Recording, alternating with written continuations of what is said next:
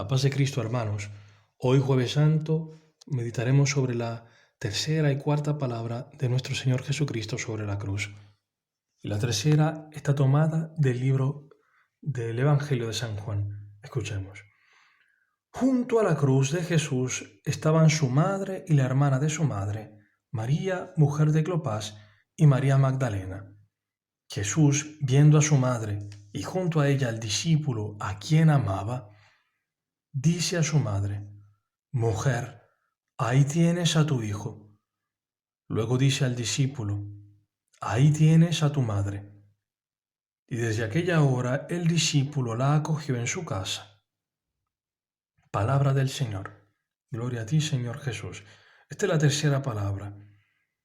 Mujer, he ahí a tu hijo. Y al discípulo le dice: He ahí a tu madre. La primera cosa que a mí me llama la atención es el hecho de cómo viene nombrado este discípulo, en el cual estamos representados tú y yo. Están representados todos los discípulos del Señor. El Señor lo llama, el evangelista mismo se reconoce así, como el discípulo a quien amaba. Toda la obra de salvación, este evento pascual, este extender los brazos de Cristo sobre la cruz, está movido por una sola cosa: por el amor. Cristo crucificado es la expresión máxima del amor hacia el hombre, del amor hacia ti, hacia mí. Y Jesucristo, que nos ha amado tanto, sobre la cruz nos ha hecho este regalo. Nos ha dado a María como madre. Y nosotros hemos sido regalados a la Virgen María. Hay un misterio enorme en esto, en esta maternidad espiritual de la Virgen. La Iglesia es el cuerpo de Jesucristo, en el cual Cristo es la cabeza. Y la cabeza ha nacido por medio de la Virgen María. Humanamente, Cristo ha nacido por medio de la Virgen María. El Verbo de Dios ha hecho carne en el vientre de una mujer. Y bien, nosotros nos hacemos, somos hechos dioses, somos hechos cuerpo de Cristo, uno con Él, por medio de la Virgen María. La Virgen María no es la fuente primordial de las gracias. La Virgen María es una criatura que ha nacido en el tiempo también. Una mujer hecha de carne y hueso, pero que Dios ha querido elevarla a esta dignidad y darle este ministerio para la salvación de los hombres. Que la salvación de los hombres estuviese también ligada, conectada al obrar de esta mujer, como también está conectada al obrar de los cristianos, donde al centro siempre está Jesucristo, por medio de María a Jesucristo, a Cristo. Y bien decía esto, que Cristo es la cabeza, y bien el resto del cuerpo nace también del vientre espiritual de esta madre, por medio de la maternidad espiritual de María. De manera que la pila bautismal en la que hemos sido bautizados, nuestro bautismo, tiene relación con el útero materno de la Virgen María, que está relacionado también con este útero de la Iglesia, porque la Iglesia es madre. Y el Señor nos regala como hijos a María. Es bellísimo esto de que para Jesucristo, Jesucristo cuando habla a la Virgen María y ve a sus discípulos, se identifica con ellos. Cuando le dice a María: He ahí a tu hijo, está diciendo en la persona de Juan, en la persona tuya, en mi persona, en la persona de los cristianos, dice: ahí está Cristo. El otro es Cristo. El otro es Cristo. Y la Virgen María nos cuida, tiene un amor particular hacia cada uno de nosotros. Y en nosotros ve la imagen de su Hijo. Ve a su Hijo Jesucristo. Gran misterio este. Y bien, este episodio no se entiende si no es viendo hacia atrás. En el libro del Génesis,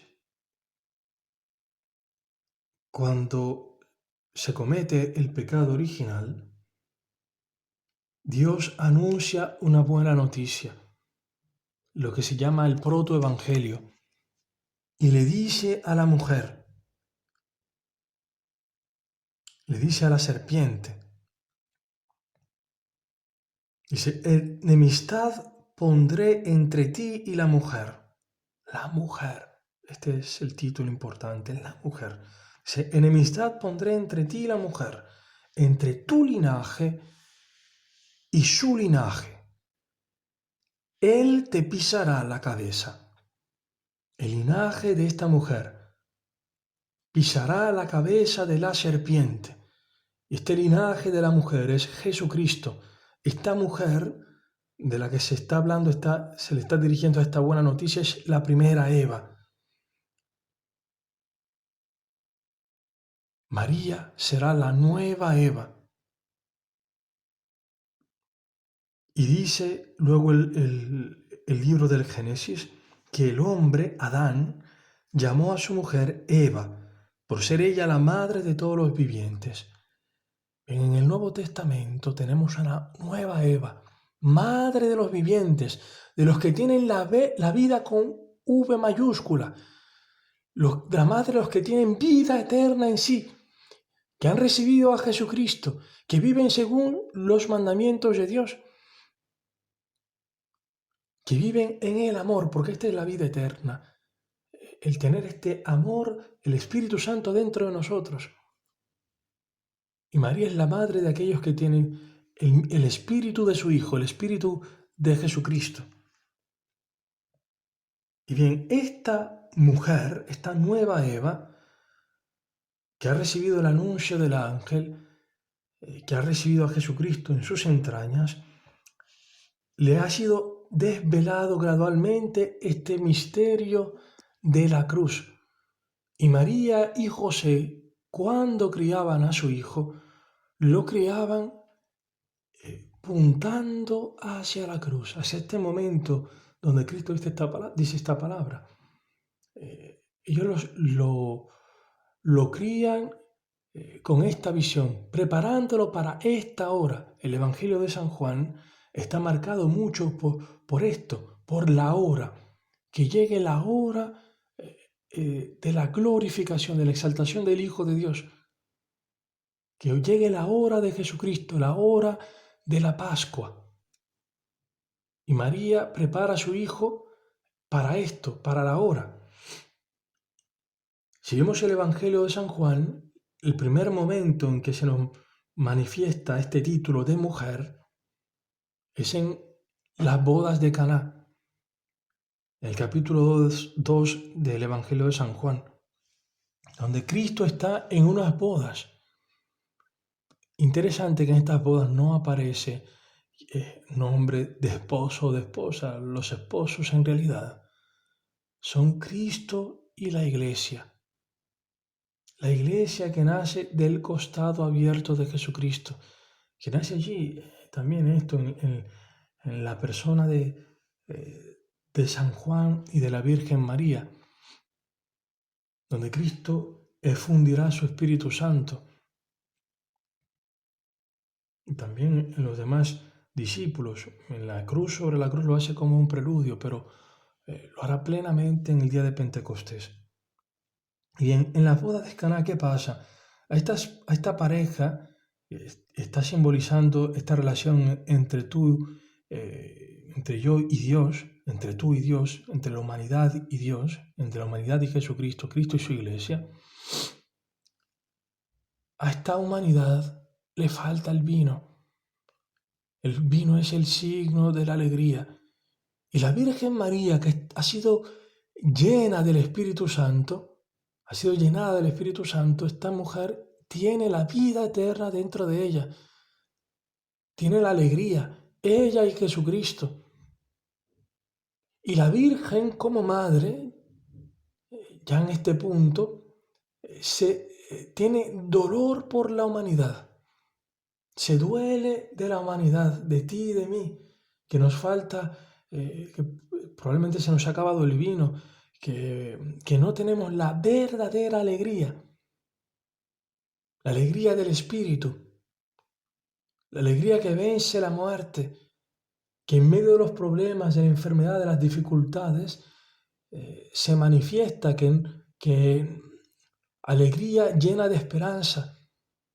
Probablemente nos encontremos en esta situación y ven la Virgen María que hace, intercede por su hijo y lo empuja, le dice, no tienen vino. Y a esto Jesús le responde, ¿qué tengo yo contigo, mujer? De nuevo, este título de mujer. Al final es como si le está diciendo, pero o sea, tú no necesitas, tú no tienes esta falta de vino, tú tienes vino. La Virgen María, Jesucristo tienen vino, pero María lo está como empujando hacia esta hora, a que se dé esta hora en que Cristo les dé este vino nuevo que es el Espíritu Santo, que nos lo dará con el derramamiento también de su sangre, se dará sobre la cruz. Pero ya inicia el primer signo y convierte las aguas en vino. Y María dice esto a los sirvientes, haced lo que Él os diga. Al final, la Virgen María siempre nos apunta a su Hijo. Es el medio más eficaz para acercarnos más íntimamente a Jesucristo. La Virgen María, que había sido llena del Espíritu Santo, también en el día de Pentecostés, está rezando junto con la Iglesia, con y por la Iglesia, para que reciban el Espíritu Santo también. Dice los Hechos de los Apóstoles, previo a recibir el Espíritu Santo, dice que todos ellos, los discípulos, perseveraban en la oración con un mismo espíritu en compañía de algunas mujeres y de María, la Madre de Jesús. María rezaba con y por los cristianos. Hoy María está intercediendo por ti y por mí, junto a su Hijo, pidiendo vino, pidiendo el Espíritu Santo para ti y para mí, que nos consuele en medio de nuestras tristezas, que nos dé la verdadera alegría. María es esta madre que ha participado también de esta pasión de su Hijo. Si vemos el Evangelio de Lucas, ya María tiene esta conciencia de a dónde irá su Hijo, cuál es el destino.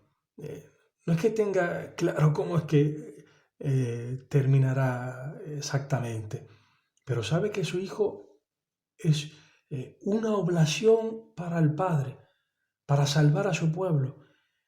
Y María, cuando va a purificarse al templo y que va a consagrar a su Hijo a Dios, María y José no llevan ningún sacrificio por Jesucristo. Para consagrar al primogénito había que llevar un rescate y ese rescate se sacrificaba. En vez de sacrificar al hijo, se sacrificaba el rescate y el hijo era consagrado entonces a Dios. Pero en el Evangelio de San Lucas no nos habla de que hayan llevado algún sacrificio por Jesucristo, sino que se dice esto. Llevaron a Jesús a Jerusalén para presentarle al Señor, como está escrito en la ley del Señor. Todo varón primogénito será consagrado al Señor, y para ofrecer en sacrificio un par de tórtolas o 2 pichones. Este par de tórtolas o 2 pichones está en relación al sacrificio por la purificación de la Virgen, mientras que de Jesús no se habla de sacrificio. ¿Por qué? Porque ya en ese momento, proféticamente, la Virgen está consignando a su Hijo, a Dios, ¿qué es lo que hará allí a los pies de la cruz? Entregar a su Hijo y entregarse a sí misma. Pero esto le dirá Simeón cuando encontrará a la Virgen, a San José y al niño. Dirá, este está puesto para caída y elevación de muchos en Israel, y como signo de contradicción, y a ti misma una espada te atravesará el alma, a fin de que queden al descubierto las intenciones de muchos corazones. La espada era lo que estaba profetizado para el Israel pecador, el Israel que se había desbandado, eh, que había rechazado la voluntad de Dios. La espada es lo que había sido profetizado como castigo por el pecado. ¿Y qué pasa, hermanos? Que ni a ti ni a mí una espada nos ha atravesado. Ni a ti ni a mí Dios nos ha pedido sangre, no nos pide a nosotros sacrificios, sino que Dios ha hecho que esta espada atravesara a su Hijo y a su madre, por ti y por mí. El castigo que merecen nuestras culpas, Dios lo ha tomado sobre su Hijo. Jesucristo lo ha tomado sobre sí. Hay un canto del pillador que va a pisar las uvas y dice, ¿quién es este dedón que viene todo vestido de rojo, manchado de rojo? ¿Quién es este que está manchado de rojo, que ha ido a aplastar a las naciones? Y esta sangre que tiene arriba, que es lo que nos debería haber tocado a nosotros, Dios, en vez de aplastarnos a nosotros y bañarse con nuestra sangre, imagen dura, pero que muestra lo que es la realidad y las consecuencias del pecado que llevan a la muerte, Dios no lo ha querido para ti y para mí, sino que el castigo que a nosotros nos da la salvación, que a nosotros nos da la cura, la ha tomado sobre sí Jesucristo.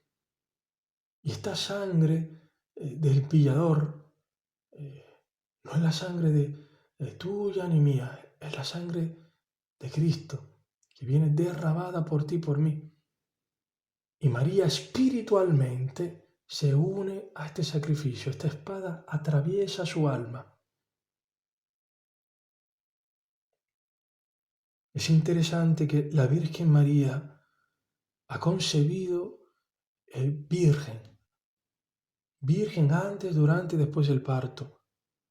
Ella no ha derramado sangre en el parto.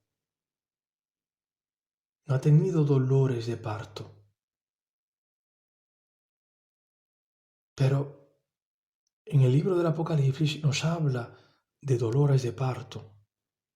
Dice en el libro del Apocalipsis, el capítulo 12, que un gran signo apareció en el cielo, una mujer vestida del sol con la luna bajo sus pies y una corona de 12 estrellas sobre su cabeza. Está encinta y grita con dolores del parto y con el tormento de dar a luz. ¿Y cuál es ese tormento que ha vivido la Virgen María? Es el tormento de darnos a luz a ti y a mí, de dar a luz a la Iglesia, a los cristianos. Es el tormento que ha vivido a los pies de la cruz. Este es el tormento que ha vivido la Virgen María. Y dice el libro del Apocalipsis que cuando el dragón vio que había sido arrojado a la tierra, después de que tiene esta lucha en el cielo, dice, persiguió a la mujer que había dado a luz al hijo varón. Este hijo varón es Jesucristo. Y dice el texto del Apocalipsis que entonces, despechado contra la mujer, contra la Virgen María y contra la Iglesia, se fue a hacer guerra al resto de sus hijos. ¿Y quiénes son el resto de los hijos de la Virgen María? Dice, los que guardan los mandamientos de Dios y mantienen el testimonio de Jesús. Esta es la primera palabra, hermanos, que reflexionamos hoy. La tercera, he ahí a tu madre, he ahí a tu hijo. Este fragmento que proclamé al inicio termina diciendo esto, que aquella misma hora, desde aquella hora, el discípulo la acogió en su casa. El texto dice, en griego, dice, la tomó entre las propias cosas, entre sus cosas propias. La hizo propia, la tomó realmente como madre suya, algo que le pertenece de forma íntima. Acogió íntimamente esta relación. Si vemos los evangelios, el primer evangelio, el evangelio de Mateo, inicia diciendo a José, no tengas miedo de tomar a María, tu esposa. Y en el último evangelio, el cuarto evangelio, prácticamente se cierra con esta invitación de tomar a María como madre. Por eso, hermanos, tomemos este regalo que nuestro Señor, por amor, en la cruz nos entrega a la Virgen María. Acogámosla como madre. Ella conoce cuáles son nuestros dolores y nos acompaña en ellos. Y ella nos puede ayudar a crecer en la fe, a unirnos cada vez más a su Hijo Jesucristo.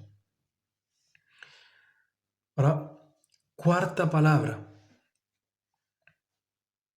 del Evangelio según Marcos. Llegada la hora sexta, hubo oscuridad sobre la tierra, hasta la hora nona.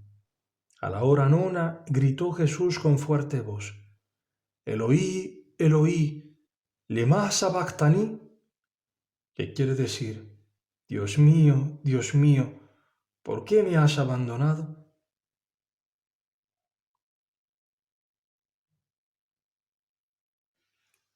Cuando Cristo menciona esta palabra, todo se ha oscurecido. Es interesante que ya el ambiente nos dice algo. Este oscurecimiento es el oscurecimiento y este abandono, esto de que todo se hace negro, que no se entiende nada, muchas veces es lo que pasa al pecador. No sé cuántas veces quizá tú y yo hayamos experimentado esto, de no entender nada, de entrar en el absurdo. A esto es lo que lleva el pecado, a que el hombre esté totalmente ciego, y que esté ciego sobre el amor de Dios, que esté ciego sobre sí mismo, que esté ciego sobre los demás, sobre los que le rodean, que esté en la oscuridad. El pecado, que es negación de la comunión, es ruptura de comunión, porque la vida eterna, la vida en el Espíritu, este don que la Virgen María ruega a su Hijo que le den, que dice que no tienen vino, es el Espíritu Santo, espíritu de amor entre el Padre y el Hijo, espíritu de comunión. El pecado es rechazar esto, es vivir para uno mismo. Al final el pecado lleva al infierno. ¿Y qué es el infierno? La soledad oscura y fría, y que se puede experimentar ya sobre esta tierra. De hecho, lo experimentan muchos hombres, muchas personas. Incluso las personas rodeadas también de otras, de familiares y amigos, se pueden sentir profundamente solas. Esto es el pecado. Esto lleva al pecado a este nivel de soledad. Y Dios quiso hacer, Dios, Jesucristo, ha querido hacerse solidarios con nosotros. Ha querido hacerse solidario con los pecadores. Y dice el Evangelio, el apóstol San Pablo, dice en la Epístola a los Corintios, a quien no conoció pecado, le hizo pecado por nosotros, para que viniésemos a ser justicia de Dios en él. Dios ha hecho de Cristo pecado por nosotros, él que no cometió pecado, lo ha tratado como pecado.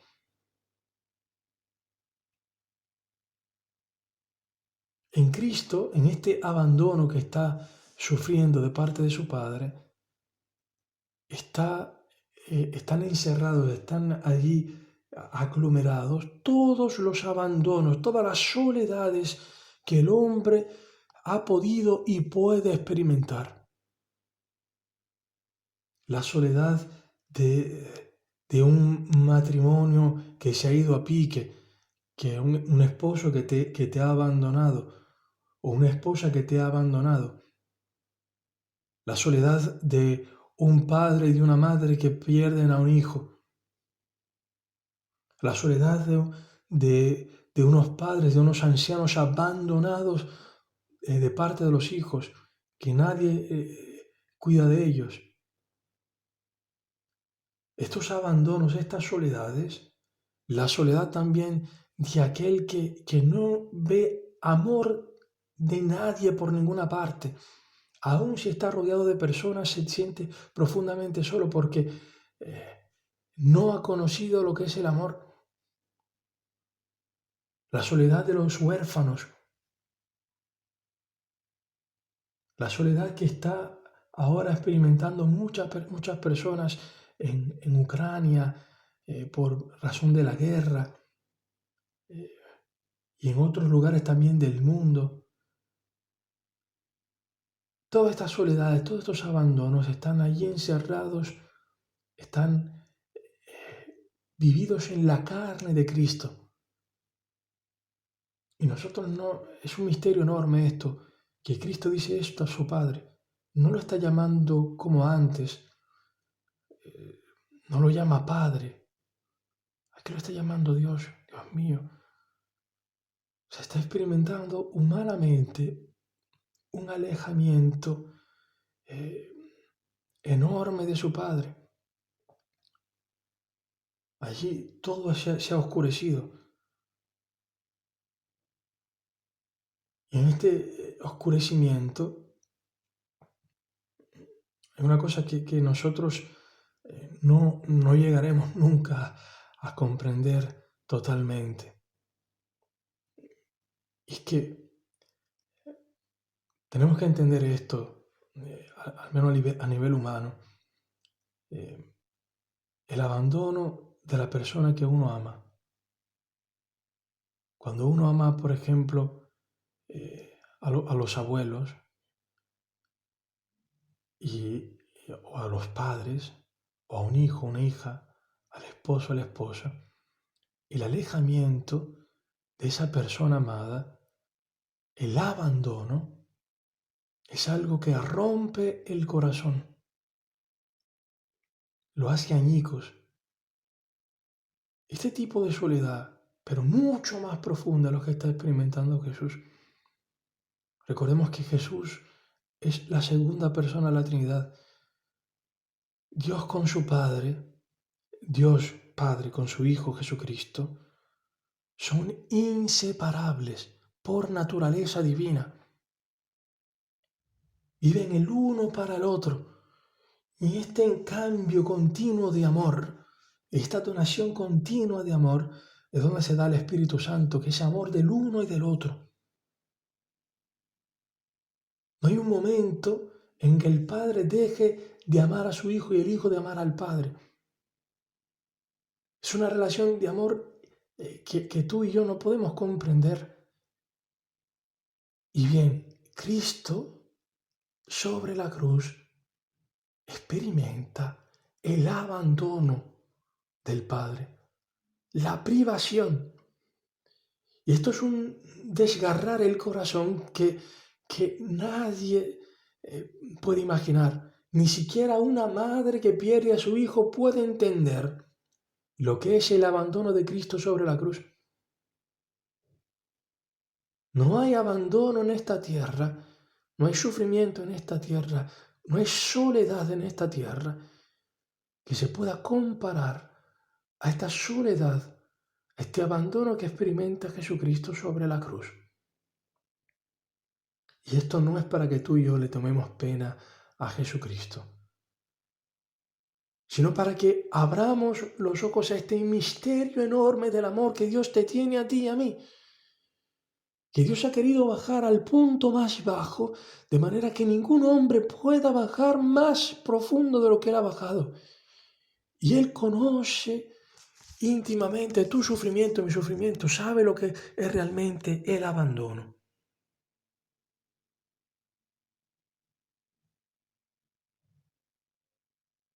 De manera que tú y yo no nos sintamos solos. Y en medio de nuestra soledad podamos recordar esto, de que Jesucristo, está con nosotros.